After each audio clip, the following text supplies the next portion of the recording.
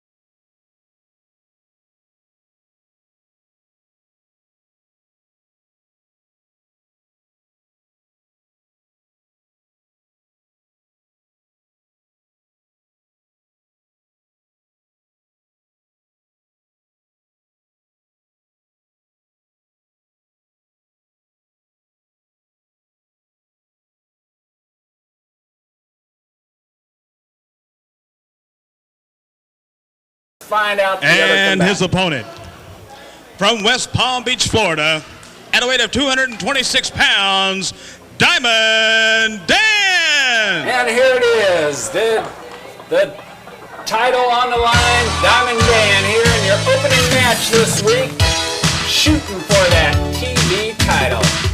Should be an interesting matchup. I've said all along, Diamond Dan is technically one of the best here in PWI, Mr. Scientific. But he's going in there against a powerhouse and a man on a roll. Should I say that? A man on a roll right now. The Diceman.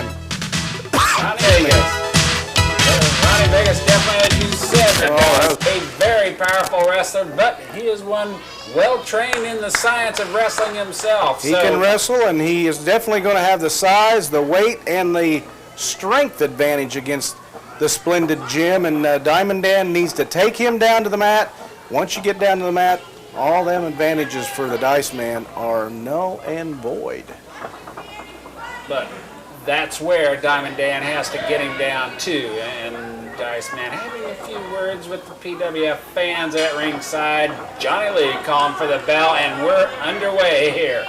This is a chance for Diamond Dan to get a singles championship. Of course, he's held the, or co-held, I should say, the PWI Tag Team titles on 3 separate occasions, twice with Quicksilver, who's injured right now with that knee injury, and many years ago held it with one gentleman, Johnny Walker.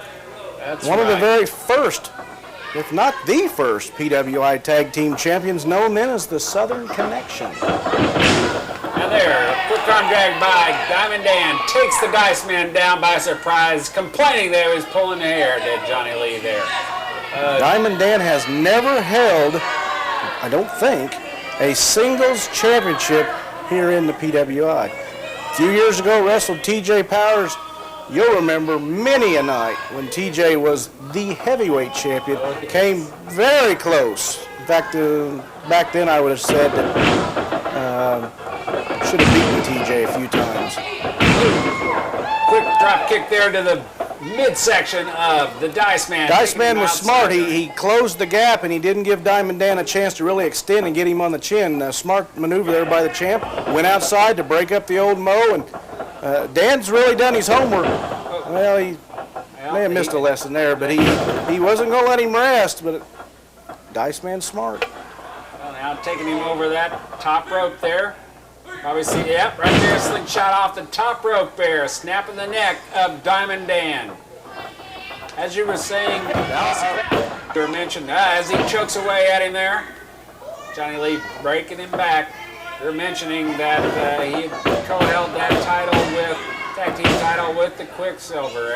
Any prognosis on the recovery of that wrestler? Well, Quicksilver, I talked to him about a month ago. He was up for a PWI event, walking very gingerly. Says he's in rehabilitation, but will probably be January or February at the earliest that he will actually be able to get in the ring and work out somewhat. Probably will not be able to get back in the ring full time until probably springtime. He had major reconstructive surgery on that knee. Well, I know, as the Diceman bites away at the forehead of Diamond Dan. Johnny Lee moving in there. Going to full count there. See the look there of the Diceman. I know the PWI fans are hoping to see a quicker return than what you're telling us about the Quicksilver, but you know that knee damage, once it's inflicted, it can be a long road back. Well, that's correct. He said he wanted to be 110% before he stepped foot in the ring, and he wants to gain about 10 or 15. Well, Said he wanted to gain about 10 or 15 pounds, and of course he could use it. It wouldn't hurt him, and he wants to come back and again be a force here in the PWI. And Diamond Dan's really taking it to the Diceman. We're seeing him, a lot of action now. Going 100%, 100 mile an hour there on the Diceman as Diamond Dan now works down on the chin. Dave, during the course of this show, I will be bringing the fans up to date as to why I am now known simply as Tornado and not Dallas James. We'll get into that a little bit later, or as you like to call me, the Maverick of the PWI. I guess you can call me Maverick. Actually, it's Tornado, but we'll get into that. And, you know, it's just that Austin has tarnished the name James, so I simply want to be called now Tornado. But I'll answer to Dallas. If you call me Dallas, I'll answer. That's my name. Haven't changed that. Can't change who I am. But there is a reason. Things have changed. There is a reason for being known simply as Tornado. Within a family and I'm very, Dave, you've worked with me for years, and I'm very strong on principles, and there is a principle behind this change. Well, and we'll be looking forward to your explanation again for those who aren't aware.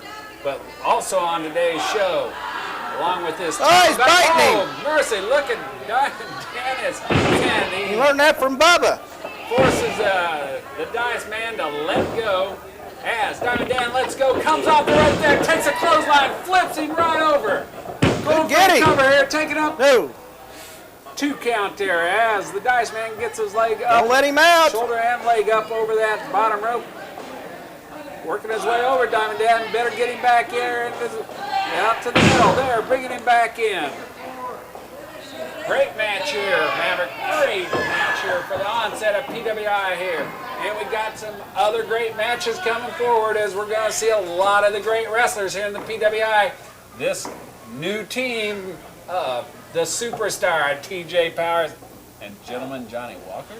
Gentleman Johnny Walker and superstar TJ Powers. Can you believe it? You'll be talking to them later. They'll be out here wrestling. And, of course, tonight is the Night of Champions 95, and that team is in the finals against Buddy Bam Bam Garvin and the Bounty Hunter for the PWI Tag Team titles. Will it be a team that won it for a night?